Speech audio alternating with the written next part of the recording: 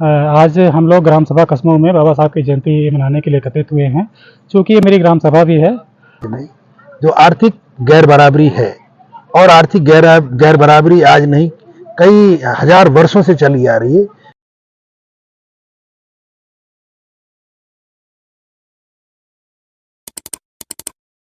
तो नमस्कार, मैं हूं सूरज प्रताप और आप देख रहे हैं जिला जनपद सुल्तानपुर के कशमऊ ग्राम सभा में बाबा साहब की 134वीं जयंती मनाई गई। आइए देखते हैं इस बाबा साहब की जयंती पर क्या है लोगों के विचार, क्या कहते हैं, क्यों मनाई जा रही है पूरे अप्रैल माह भर बाबा साहब की जयंतियां। बाबा साहब के बारे में आपका क्या विचार है, कृपया कमेंट करके जरूर बताएं। चैनल पर नए हैं कृपया हमारे चैनल को सब्सक्राइब करें। आइए देखते हैं। सर, आज बाबा साहब की 134वीं जयंती मनाई जा रही है, क्या कहना चाहते हैं इस विषय पर? आज इसमें बाबा साहब की 134वीं जयंती के चतुर्थ दिवस की संध्या बेला पर आज हम लोग ग्राम सभा कस्बों में बाबा साहब की जयंती मनाने के लिए एकत्रित हुए हैं। चूँकि ये मेरी ग्राम सभा भी है और बड़े उत्साहित थे लोग कि बाबा साहब की जयंती होनी चाहिए, क्योंकि बाबा साहब की बदौलत ही आज मतलब हम लोग को सब चीज़ मिला हुआ है। इसलिए हम लोग चाह रहे हैं कम से कम बाबा साहब की जयंती, जैसे प्रदेश में नहीं, भारत में नहीं, विश्व के कोने कोने में बाबा साहब की जयंती मनाई गई, इसलिए हम लोग चाहते हैं कम से कम हमारी ग्राम सभा में भी बाबा साहब की जयंती धूमधाम से होनी चाहिए। इसके मुख्य अतिथि कोई है? मुख्य अतिथि अगर हम कहें तो यहाँ सभी लोग हैं।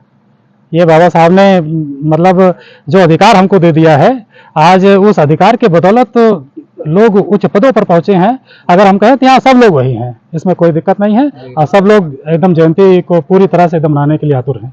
कुछ स्पेशल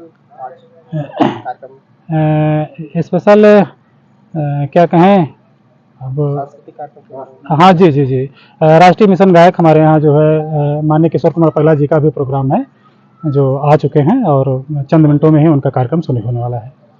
देश भर में जिस तरह से जागरूकता जी, जिस तरह सरकारी में भी बड़े पैमाने पर जयंती का कार्यक्रम मनाया जाता है, जनपद जो कहे तो विपक्षी ताकत है जो लगातार जो है संविधान पर वार करने की बात करती है। जी बाबा साहब अम्बेडकर जब देखा आपने 14 तारीख को कई जगहों पर बाबा साहब के झंडे को हटाया गया और पैरों तले रौंदा गया, क्या कहेंगे? जी जी, इस विषय में यदि हम बात करें तो बाबा साहब एक इकलौते व्यक्ति हैं जिनकी पूरी दुनिया में सबसे ज़्यादा स्टैचू है और उनके फॉलोअर पूरे विश्व में सबसे ज़्यादा हैं।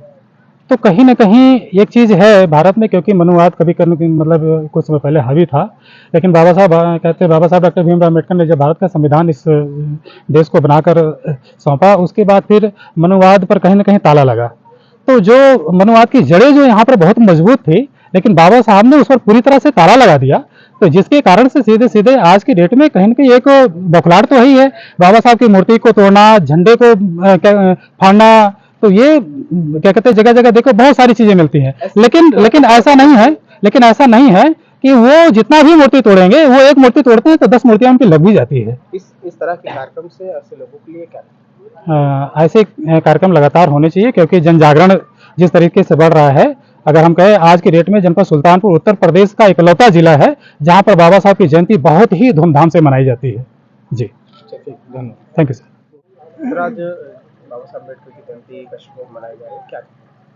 डॉक्टर अम्बेडकर की जयंती बहुत ही शिद्दत से पूरे ज़िले में मनाई जा रही है, और सुल्तानपुर ज़िले का जहाँ तक सवाल है, गांव-गांव में पूरे 30 अप्रैल तक, इवन कहे कि 12 मई तक अम्बेडकर जयंती और बुद्ध जयंती मनाने जाने का सिलसिला हर गांव-गांव में चल रहा है।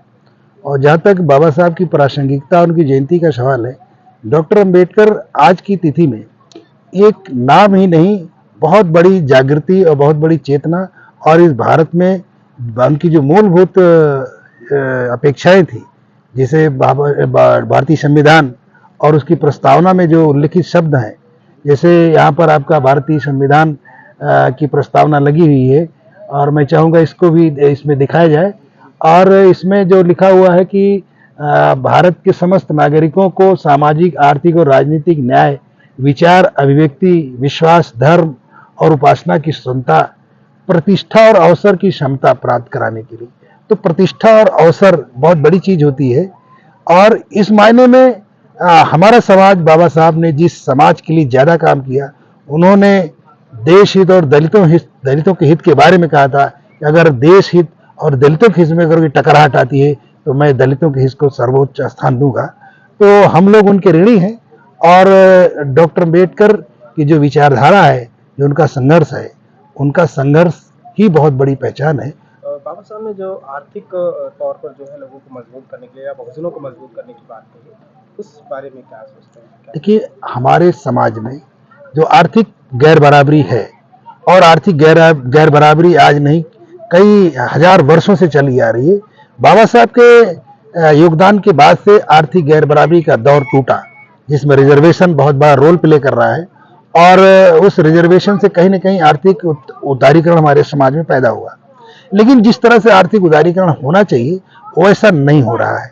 और उस संदर्भ में अगर हम लोग अपने बाबा साहब के अकॉर्डिंग देखें तो बाबा साहब ने हमारे लिए सबसे पहले कहा कि आप पहले अपने को आर्थिक, शैक्षिक और संगठित रूप से मजबूत बनाएं, और आर्थिक रूप से मजबूत होकर ही आप कुछ कर सकते हैं। और हमारा समाज अभी बहुत गरीबी रेखा से नीचे जा रहा है, और इस देश में इतनी ज़्यादा गरीबी का जो उपादान है या उसकी जो रेशियो है, आज भी 80 करोड़ लोग राशन पर डिपेंड है। तो कहीं न कहीं बाबा साहब की उस अपेक्षा के अनुरूप भारत आज आर्थिक रूप से उतना मजबूत नहीं हो पा रहा जितना होना चाहिए था। इसमें जो गैर बराबरी है और आर्थिक उदारीकरण का जहाँ तक गैर बराबरी है, ये बहुत बड़ा फैक्टर है, और इनको जब तक हम लोग नहीं शामिल करेंगे तब तक देश और हमारा देश मजबूत नहीं होगा। सुल्तानपुर में हाल ही में 14 तारीख को जो है लगभग कई सेंटरों पर, या जैसे कहें दोस्तपुर, कादीपुर, सुल्तानपुर, लम्बुआ, ऐसे जगहों पर लगभग लाखों की संख्या में लोग एकत्रित हुए और बाबा साहब को अभिवादन करने के लिए आए। ऐसे में राजनीतिक परिवर्तन क्यों नहीं हो पा रहा, क्या कारण? देखिए, राजनीतिक परिवर्तन और राजनीतिक माने अलग विषय है।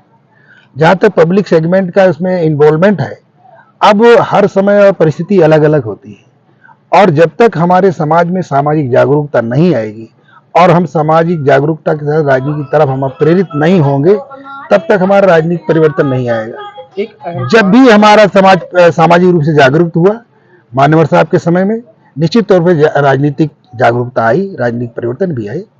एक अहम सवाल आपकी बातों पर कि अगर जागरूकता नहीं बढ़ी तो इतनी बड़े पैमाने पर लोगों की संख्या जो आ रही है, तो कहीं ना कहीं वो जागरूक नहीं है। दो तरह से जागरूकता मानी जाती है। जागरूकता होती है एक शैक्षिक जागरूकता, एक होती है सामयिक जागरूकता।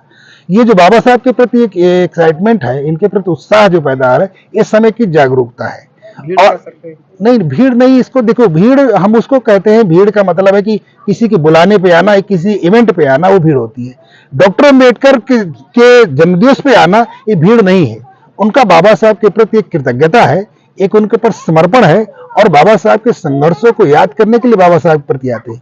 इसे भीड़ के रूप में ना देखा जाए, ये बाबा साहब के प्रति समर्पण के रूप में इसे देखा जाए। निश्चित तौर पर आज बाबा साहब के लिए लोग आज आतुर है।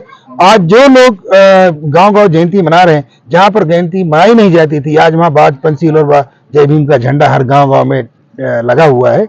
निश्चित तौर पे बाबा साहब की उस आंदोलन को आप लोग अस्थायी करने का प्रयास कर रहे हैं। धन्यवाद। Thank you.